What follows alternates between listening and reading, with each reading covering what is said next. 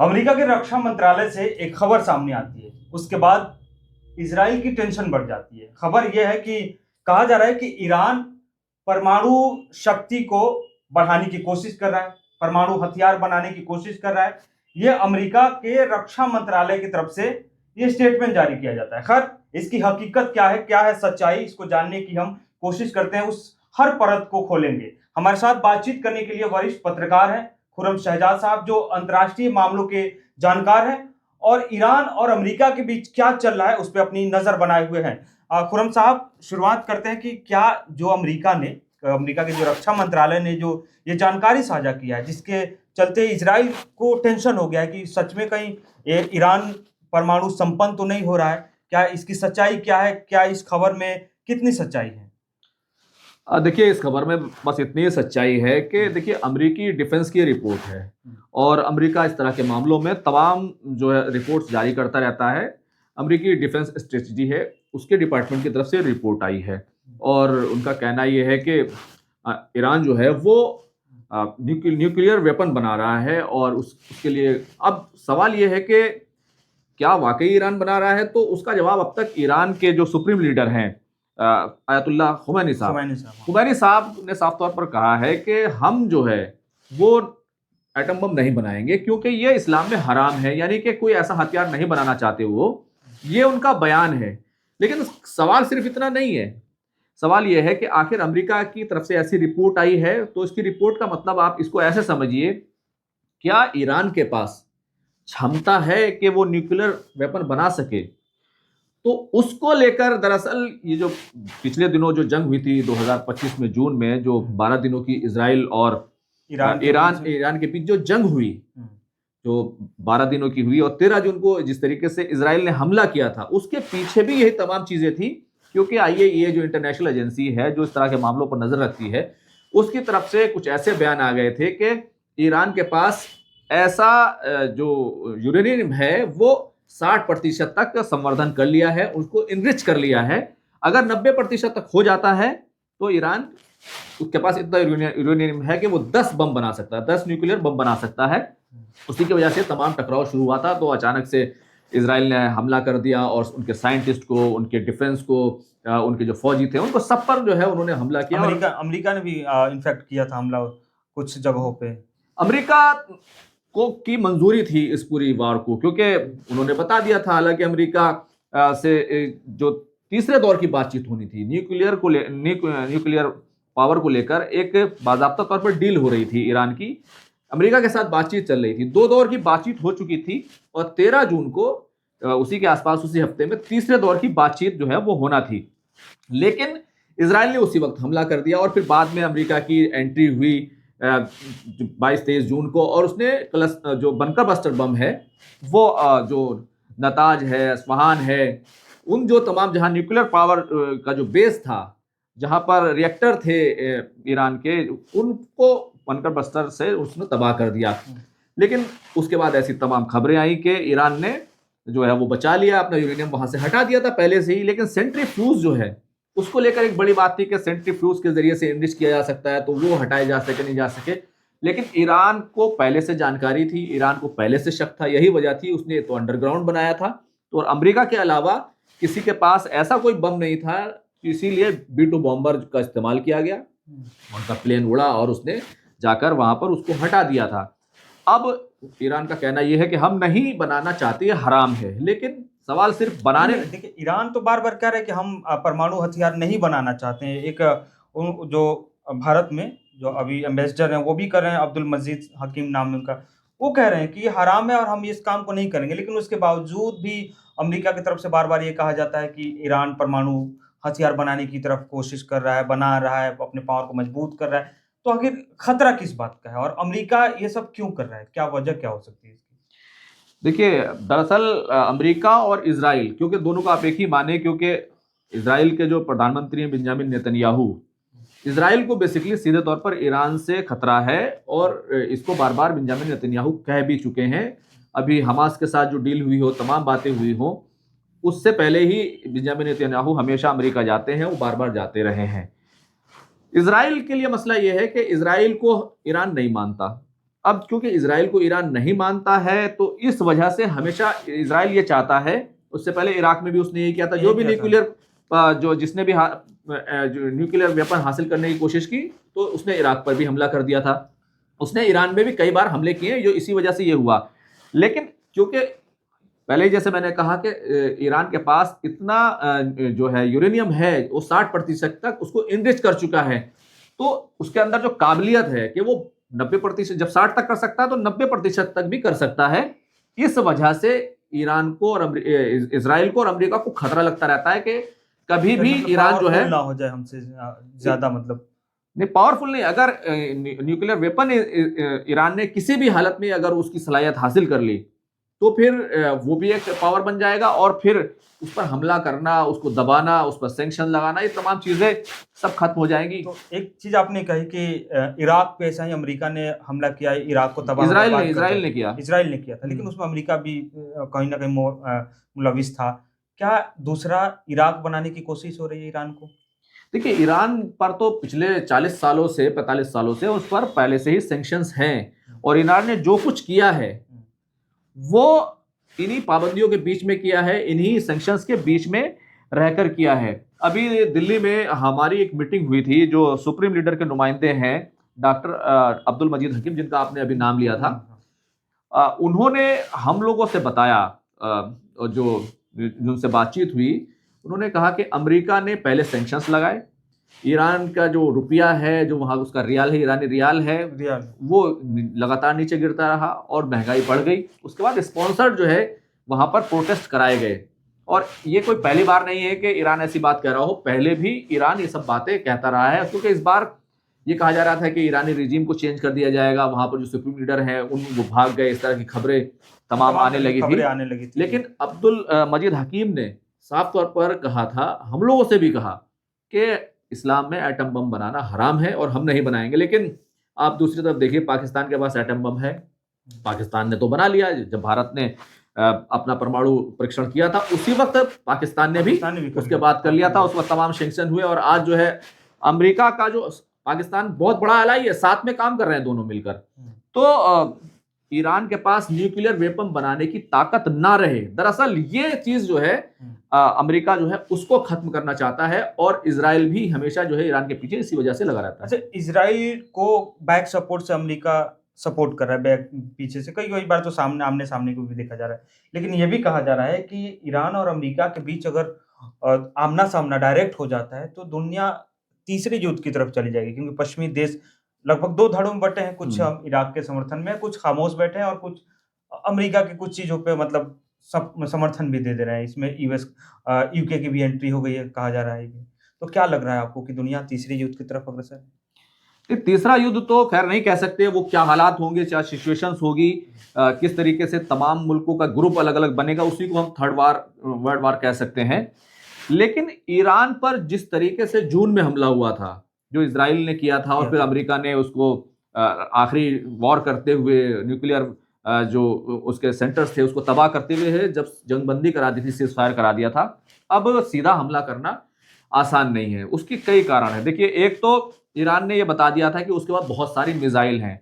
अब आप देखिए कि जिस तरीके से ईरान ने जब इजराइल पर हमला किया, तो उसने 550 मिसाइलों के साथ एक साथ जो है हमला कर दिया था। 300 मिसाइल तो एक बार में ही फायर जो है उसकी थी। उसके अलावा कई ऐसे मिसाइल निकलकर सामने आए जिससे जो आवाज की रफ्तार से भी ज्यादा सुपरसोनिक जो है मिसाइल है, वो तमाम मिसाइल की क्षमता हासिल कर ली। अब ईरान जो है वो अलग तरीके से अलग रणनीति पर काम कर रहा है। एक रणनीति ये है कि हम न्यूक्लियर वेपन बना ले, जिसको रोकने के लिए अमेरिका और इजराइल हमेशा उसके पीछे लगे रहते हैं। लेकिन एक काउंटर जो रणनीति है वो ये है कि हम जो भी एयर डिफेंस सिस्टम है, अब जो सबसे फॉरवर्ड माना जाता है, सबसे अच्छा एयर डिफेंस सिस्टम माना जाता था अब तक, अमेरिका के बाद वो इजराइल का माना जाता था आयरन डोम है, एक लेयर ये है, और उसके बाद फिर एरो 3 थर्ड अमेरिका का दिया हुआ सिस्टम वो भी है। कई लेयर सिस्टम जो है उसने बनाए थे। लेकिन एक ऐसी रणनीति जो हमास ने अपनाई थी रॉकेट के जरिए से ये निशाना बनाने के लिए इजराइल को, वैसी ही रणनीति ईरान ने अपनाई। पहले बहुत सारे उसने मिसाइल फायर किए और ड्रोन फायर किए।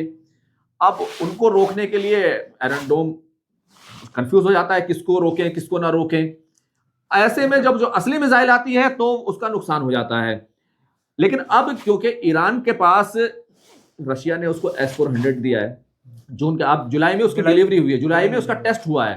तो अमेरिका अगर सीधा हमला करना चाहे ईरान के ऊपर, तो उसको फिर रशिया से टकराओ तो ठीक है, सपोर्ट है वो अलग बात है, लेकिन सबसे पहले उसको रशिया के वेपन्स का सामना करना पड़ेगा। अब ईरान नहीं लड़ रहा है, रशिया लड़ रहा है क्योंकि उसने वेपन दिए हैं। और ईरान को क्यों मिला रशिया का ये जो S-400 है, जिसको ये जो है S-400 इसलिए कहते हैं कि 400 किलोमीटर तक ये 50 से ज्यादा, लगभग 80 जो मिसाइल्स हैं, जो टारगेट्स हैं, उनको लॉक कर सकता है और उनको जो है डिफ्यूज कर सकता है, खत्म कर सकता है। ये मान लिया जाए कि अमेरिका तो खुद पावरफुल है, उसके पास सैन्य शक्ति से लेके या लेटेस्ट टेक्नोलॉजी लेके, वही दूसरी तरफ ये भी कहा जाता है कि ईरान के पास जो प्रॉक्सी है, जो प्रतिरोधक क्षमताएं हैं, वो मजबूत हैं। ये आप इसको कैसे देखते हैं? क्योंकि ईरान पे हमले होते हैं लेकिन फिर भी वो पीछे नहीं हटता है, बैकफायर नहीं करता है, जबकि कहता है कि हम आंख से आंख मिला के जवाब भी देंगे। देखिए, प्रॉक्सी जिसको कहा जाता है, कि जिसको ईरान कहता है कि रेजिस्टेंस की हमारी एक वॉल ऑफ रेजिस्टेंस है, यानी कि हम जो है लड़ाई लड़ रहे हैं, अपने दिफा के लिए लड़ रहे हैं, अपने डिफेंस के लिए लड़ रहे हैं। वो तो काफी हद तक हिजबुल्लाह, हमास, ये लोग कमजोर हो चुके हैं। हूती हैं यमन में, वो भी काफी हद तक कमजोर हो चुके हैं, वो लंबे समय से लड़ाई में है। ड्रोन में ईरान ने अपने आप को मनवा लिया है। अब आप समझ लीजिए कि एक तरफ रशिया, एक तरफ अमेरिका, लेकिन जब जब जंग होती है रशिया की उधर यूक्रेन के साथ, तो ईरान का शाहिद ड्रोन वो रशिया को सप्लाई होता है। तो रशिया की और ईरान की जो डिफेंस में पैक्ट है, जो डील हुई है, वो अब क्योंकि काफी ज्यादा इक्विपमेंट आ गए हैं, इसलिए अमेरिका इस तरीके से हमला नहीं कर सकता। और फिर दूसरी बात यह है कि ईरान के जितने अड्डे हैं, आप देखिए अभी जिस तरीके से सुप्रीम लीडर का बयान आया कि अगर हम पर हमला हुआ तो हम ऑल वॉर मानेंगे, यानी कि हम वॉर डिक्लेयर कर देंगे। ये नहीं होगा कि आप हम पर ऑपरेशन करके चले गए, आपने हम पर जो है और हम खामोश बैठे रह गए। तो हालांकि ये सब बयानबाजी की बात है, कितनी वॉर होगी कितनी नहीं होगी ये उस वक्त की बात आएगी। लेकिन ईरान ने साफ कर दिया है कि वो पीछे नहीं हटेगा, और उसने जो आसपास का एरिया है, जो जहाँ के अमेरिकी ठिकाने हैं, जैसे कतर में ठिकाना है अमेरिका का, जो बेस है वहां पर बने हुए हैं, तो वो तमाम बेस जो है उनको उसने निशाने पर ले रखा है। ईरान ने एक बार हमला भी किया था उस कतर वाले एयरबेस पे पिछले साल ही, जब बिल्कुल आपने सही कहा, जब क्लस्टर बम जो गिराए थे अमेरिका ने, जिसपे ईरान का जो न्यूक्लियर प्रोग्राम है, वो क्योंकि उसको खत्म करने की बात कही और कहा कि सब कुछ समाप्त हो गया, तो ईरान ने जवाबी कार्रवाई करते हुए अमेरिकी एयरबेस पर हमला किया था। हालांकि उसमें कोई नुकसान की कोई खबर नहीं आई थी। लेकिन अब ये जो रिपोर्ट आई है, बेसिकली ये ईरान को घेरने के लिए है। ये जो डिफेंस की रिपोर्ट है, इसमें कह रहा है कि ईरान जो है वो न्यूक्लियर वेपन बना सकता है। बेसिकली ईरान और इजराइल, अमेरिका और इजराइल मिलकर ईरान की जो कैपेसिटी है, जो उसकी काबिलियत है कि वो वेपन बना सकता है, क्योंकि जो मुल्क 60% तक यूरेनियम को इनरिच कर सकता है, वो 90% भी कर सकता है। अच्छा, दूसरी तरफ देखिए, ईरान वाकई कहता है कि हम नहीं बनाएंगे, उसका इरादा नहीं है, लेकिन बनाना भी पड़ सकता है। कई बार आदमी सेल्फ डिफेंस के लिए कर सकता है। अब दूसरी बात कि हम जो है जो सिविलियन पर्पस के लिए, सिविलियन यानी कि इलेक्ट्रिसिटी के लिए, इनके लिए हम जाना चाहते हैं। एक सवाल और ये बताइए कि ट्रम्प को एक तरफ कहा जा रहा है कि पीस के लिए भी काम कर रहे हैं, शांति के लिए, दो देशों के बीच में युद्ध रुकवा रहे हैं। उन्होंने फिलिस्तीन के लिए भी एक पहल किया, और इनफैक्ट ये भी कहा जाता है कि यूक्रेन और जो रशिया का वॉर चल रहा है उसमें भी उन्होंने पहल की। और दूसरी तरफ कई देशों पे हमलावर भी हो जाते हैं, किसी के राष्ट्रपति को अगवा कर लेते हैं। इसको आप कैसे देखते हैं? देखिए, पश्चिमी देश है और अमेरिका है, ये अपनी रणनीति बदलते रहते हैं। कभी ये हमास के खिलाफ होते हैं, कभी ये हमास को हथियार डालने के लिए कहते हैं, और कभी जो स्टेबलाइजेशन फोर्स है उसको भेजते हैं। तो अमेरिका अपनी चीज़ें बदलता रहा है। अब यूक्रेन की जंग हो रही थी तो रशिया के साथ फिर पैक्ट कर लिया कि हाँ, हम जो है नहीं करेंगे, हमला नहीं करेंगे, हम जो है सीधा टकराव नहीं होगा, इस जंग को रोक दिया जाएगा। तो बड़ी ताकतें, ये सब ताकतें अपना खेल खेलती रहती हैं। चाइना को लेकर खबर आई थी कि उसने ईरान को J-7C जो अपने फाइटर जेट हैं वो दे दिए।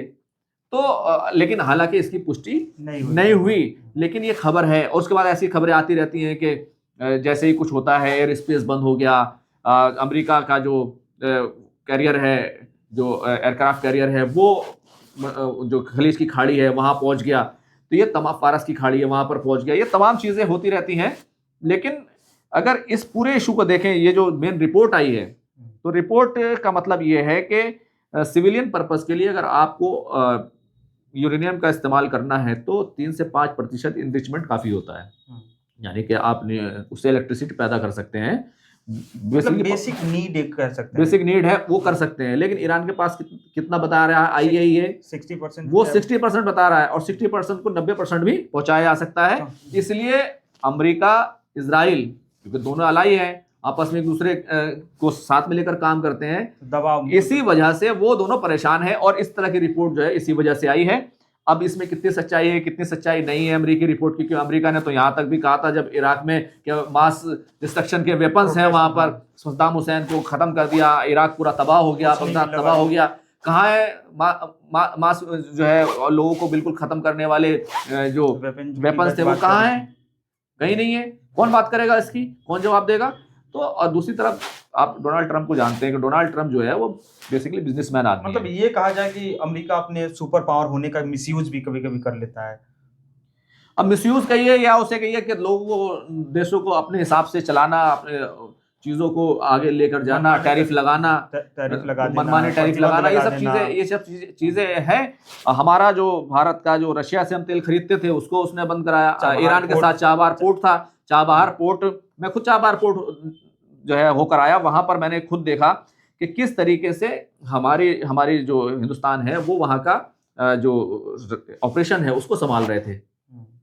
लेकिन वहां क्योंकि पाकिस्तान हमें ब्लॉक करता है, सेंट्रल एशिया तक हमें नहीं जाने देता, तो ना सेंट्रल एशिया हम तक आ सकता है, तो गैस है, तेल है, जो मिनरल्स हैं या हमारा वो हम तक पहुंचा सकते हैं और हम अपना माल वहां पर भेज सकते हैं। तो पाकिस्तान के साथ हमारे ताल्लुकात अच्छे नहीं हैं, उधर चाइना भी के साथ भी ऐसा ही है मामला है। तो इस वजह से ये जो चाबहार का रूट था ये हमें सेंट्रल एशिया तक लेकर जाता था, लेकिन वो सिस्टम को एक बड़ा स्मूथ तरीके से चलता था इस रूट पे, चाबहार वाले पोर्ट पे। अब उस पे भी हमको पीछे हटना पड़ रहा है। तो कभी आगे बढ़ते हैं, कभी पीछे हटते हैं। तो इंटरनेशनल जो ताल्लुकात हैं या फिर एक दूसरे के मफादात होते हैं उसमें ये सब चीजें चलती रहती हैं। एक वक्त में हम रशिया से आसानी के साथ तेल खरीद रहे थे, और एक वक्त में हमने ईरान से भी तेल खरीदा और परमिट किया, अमेरिका ने ही परमिट किया था। अच्छा रिलेशन भी रहा है ईरान और फिर चाबहार को भी उस तमाम सैंक्शन से बाहर कर दिया गया था, मशीनरी खरीद सकते थे। लेकिन अब जो है भारत जो है उस पूरे मामले में कभी आगे बढ़ना पड़ता है। लेकिन ये जरूर है कि भारत की जब डील हो जाएगी अमेरिका से, क्योंकि ये तमाम जो टैरिफ का इशू है, जब डील हो जाएगी तो तमाम चीजें आपको बेहतर होती हुई दिखाई देंगी। अलग तरीके से चाबहार भी हमें मिलेगा, और जो हम ईरानी तेल है, अगर अमेरिका की ईरान के साथ डील हो जाती है, क्योंकि दोनों लोग बातचीत करने के लिए कह रहे हैं, हालांकि ईरान ये कहता है कि हम अपने न्यूक्लियर प्रोग्राम से पीछे नहीं हटेंगे, लेकिन जब डील होती है तो कुछ लेन देन हो जाता है। और इससे पहले बराक ओबामा के वक्त में डील हुई थी, भाई ट्रम्प ने उसको खत्म किया, तो ये डील फिर हो सकती है। तो ये तमाम चीजें जो है इंटरनेशनल रिलेशन में चलती रहती हैं। यही वजह है, अभी आपने देखा होगा कि अभी यूनाइटेड नेशन में जब ईरान के खिलाफ एक प्रपोजल आया तो अमेरिका और पश्चिमी देश एक साथ थे, लेकिन भारत ने ईरान का साथ दिया, ईरान का साथ दिया। हालांकि वो प्रपोजल पास हो गया, और लेकिन वहां के ईरान में जिन लोग प्रोटेस्ट कर रहे थे उनके ऊपर ईरान ने बहुत ज्यादा सख्ती की, उन लोगों का कत्ल किया। तो उसकी जांच की जाए, और इससे पहले की जो है कड़ी है जिसकी जांच कराना चाहते थे। लेकिन ये तमाम चीजें चलती रहती हैं। फिलहाल ईरान के पास जो कैपेबिलिटी है वो जो है काफी इंपॉर्टेंट है, और ईरान पर अमेरिका जो है वो सुपर पावर है, वो हमला कर सकता है, क्योंकि जिस तरीके से लेकिन अब इतना आसान नहीं है। ठीक है, तो खैर अब देखते हैं कि ईरान और अमेरिका के बीच का ये तनाव किस मोड़ तक जाता है, कहां तक जाता है। हमारी नजर है उस पर। जो भी अपडेट होगा आपके साथ शेयर करेंगे।